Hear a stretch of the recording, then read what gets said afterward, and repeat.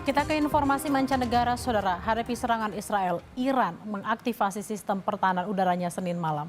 Hal ini dilakukan lantaran Israel gencar meluncurkan serangan di Teheran sejak konflik dimulai. Sebuah rekaman video menunjukkan serangan udara Israel pada Senin malam saat sistem pertahanan udara menahan rudal yang masuk. Juru bicara Angkatan Pertahanan Israel mengatakan serangan Israel menargetkan basis Saralah, Korps Garda Revolusi Islam Iran, serta markas milisi Basij Iran. Lokasi-lokasi di seluruh Teheran yang terkena serangan menyebabkan pemadaman listrik di beberapa daerah utara.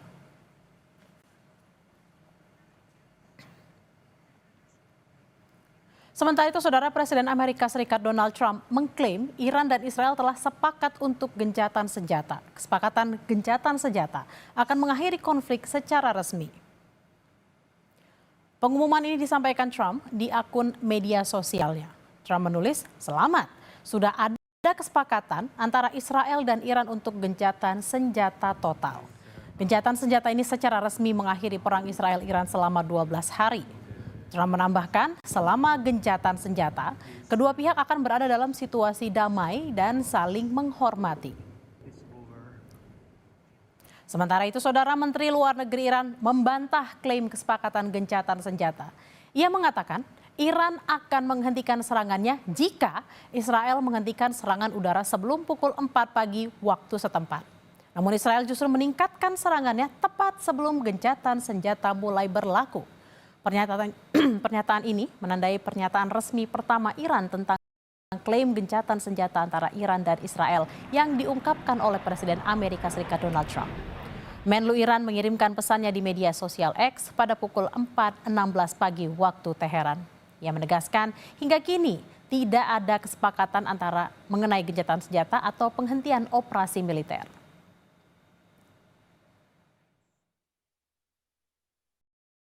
Sebelumnya, saudara, Korps Garda Revolusi Iran mengumumkan peluncuran rudal ke Israel dalam gelombang serangan ke-20 dari operasi True Promises 3.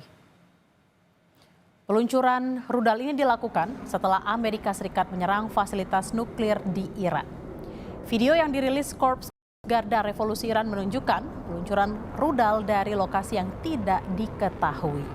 Iran mengumumkan bahwa rudal Kheibar Shekan diluncurkan sebagai bagian dari serangan ke-20. Media Israel menyebut 27 orang terluka setelah 30 rudal Iran menghantam Tel Aviv, Haifa, dan Nes Ziona. Saudara, Korps Garda Revolusi Iran juga meluncurkan 40 rudal ke wilayah Israel sebagai balasan atas serangan Amerika Serikat ke situs nuklir Iran. Sebagian rudal yang diluncurkan adalah rudal terbesar Iran, yakni Khorram Shaher 4. Iran menyatakan rudal ini bisa membawa beberapa hulu ledak sekaligus. Iran mengklaim, saudara, rudal presisi tinggi ini punya daya rusak yang dahsyat dengan jangkauan hingga 2.000 km dan bisa bawa hulu ledak seberat 5.500 kg. Maksud kami 1.500 kg. Iran juga bilang rudal ini baru digunakan pertama kali dalam perang melawan Israel. Sementara itu, saudara, ratusan warga Iran berkumpul dalam aksi unjuk rasa di Teheran. Presiden Iran bahkan turut dalam aksi yang berlangsung usai serangan Amerika terhadap fasilitas nuklir Iran. Presiden Iran berjalan di antara warga yang meneriakan balas dendam sebagai seruan kepada pemerintah untuk merespon dengan tegas tindakan Amerika Serikat yang menyerang Iran.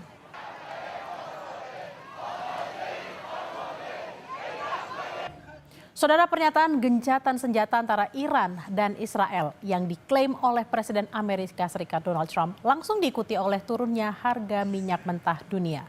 Sebelumnya, Iran mengancam melumpuhkan Selat Hormuz sebagai jalur distribusi laut minyak dunia. Apa strategisnya Iran dan Selat Hormuz bagi Indonesia? Berikut ulasannya.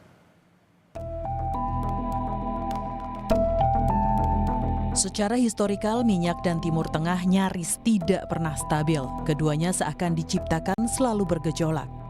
Perang antara Iran-Israel dan kini Amerika Serikat terlibat membuat harga minyak mentah dunia naik turun. Fokus dunia saat ini bukan sekadar aksi militer, melainkan keberlangsungan Selat Hormuz sebagai jalur distribusi laut minyak dunia. Ancaman Iran menyerang Hormuz jika terrealisasi dipastikan mengacaukan dunia termasuk Indonesia sebagai net importir minyak. Ini adalah peta Selat Hormuz, letaknya sangat strategis di Timur Tengah. Punya lebar 54 km, Hormuz merupakan pintu gerbang Teluk Persia sekaligus jalur rantai pasok berbagai komoditas dunia. Reuters bahkan bilang selat ini berkali-kali menjadi pusat ketegangan dunia dalam 10 tahun terakhir. Pakai data Badan Energi Internasional pada tahun 2023, minyak mentah yang diangkut melewati Selat Hormuz rata-rata 20 juta barel per hari. Volume ini hampir 30% dari total perdagangan minyak dunia. Sekitar 70% minyak mentah itu ditujukan ke negara-negara di Asia seperti Tiongkok, India, dan Jepang yang merupakan pembeli terbesarnya. Hormuz juga merupakan jalur ekspor bagi 20% gas alam cair dunia. Indonesia sebagai net importir minyak lewat Pertamina juga sudah mengantisipasi jika Selat Hormuz diganggu perang.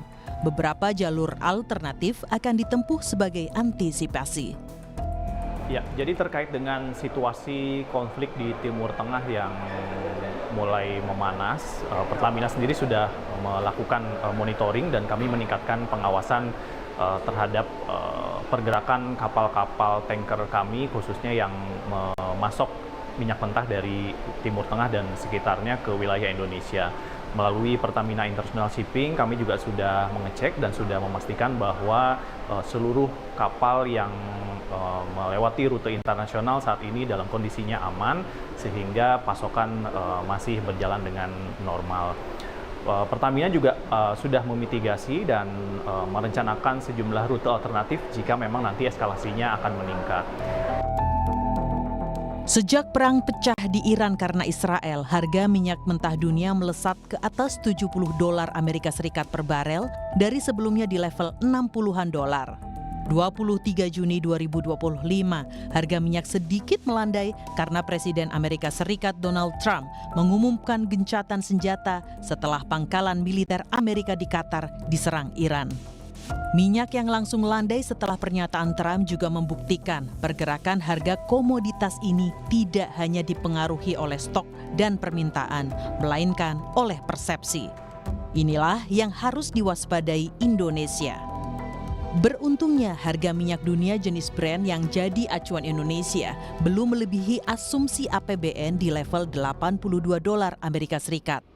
Tahun lalu minyak mentah Indonesia atau ICP bergerak di level $70, sedangkan Mei 2025 di level $62 Amerika Serikat per barel.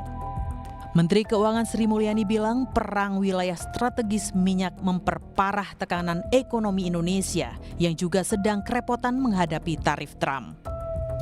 Ditambah dengan berbagai kebijakan-kebijakan makro, terutama di bidang fiskal negara-negara maju, dan kemudian ditambah dengan kondisi geopolitik dan security yang sangat negatif, menegang dan bahkan sudah pecah perang yang menimbulkan kemudian ketidakpastian komoditas, supply chains. Ini semuanya menghasilkan dua risiko yang immediate. Risiko pertama adalah ketidakpastian harga cenderung naik, seperti harga minyak yang naik. Namun di sisi lain, dari sisi perekonomian global akan cenderung melemah. Jadi kombinasi kenaikan harga-harga karena disrupsi geopolitik dan security itu menyebabkan tekanan harga, berarti inflasi naik, namun dikombinasikan dengan ketidakpastian yang menyebabkan ekonomi global melemah. Itu kombinasi yang harus kita waspadai karena tidak baik. Perlemahan ekonomi membuat dampak yang buruk, kenaikan inflasi dan kemudian menimbulkan kenaikan yield, apakah karena adanya geopolitik atau karena adanya fiscal policy.